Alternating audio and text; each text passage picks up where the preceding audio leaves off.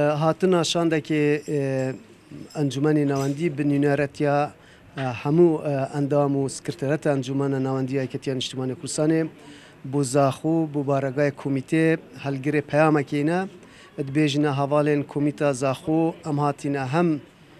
بتندی وکریاره ایدانه بکن هم بیجنا و هون نبتنینا و اوجه دلخوشیه هجماره که انجام درن وی توانی هاتینا گرتن لام بناو انجمن نواندی داخوازید کن او کسین هاتینا گرتن الگور یاسای بهنا سزادان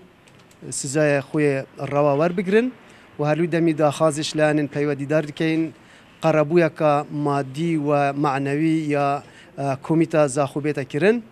و داخوازش وزیر روشنبیریت کن بیت سردانا دنگی آشتی بکد چونکو هولدان بو سوتنا رادیو که بناو آشتی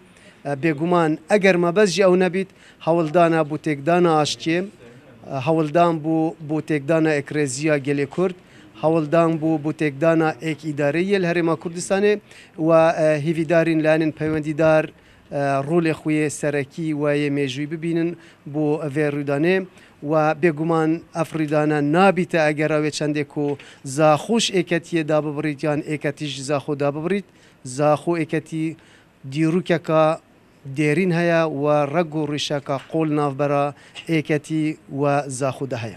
ایکتی خوب بر پرسیار زانید برانبر آسایش و نتوی لهرما کردستانه چجارا بیل طول سندنه نکریه و ام سوپاسیا حوالن کمیته جدی که این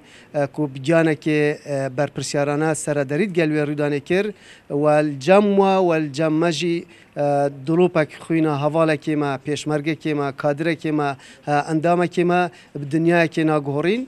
قربویا کمیته دهتا کرن لی قربویا دلوپک خوینا چه حواله که نهتا کرن سپاسیوان جدی که این گیانه که بر پرسیارانه سردارید گلوی رودانه کر ایکتی و کو قیاده جی حالویسته که تون تابو ایدانا و رودانه کر لهروی دمی جی بر پرسیارانه سرداری کر و داخواز همو حوالان سرتاسر هرما کردستان کر کو تنهایی پارزن والسنور ایکتیان اجتماعی کردستان جی نکبیل طول سندین هاتا کرن بالکو هولدان تنهایی بارگان پارتی دموکراتی کردستان پارزن اوه روحیتا که بر پرسیارانه ایکتیان اجتماعی کردستان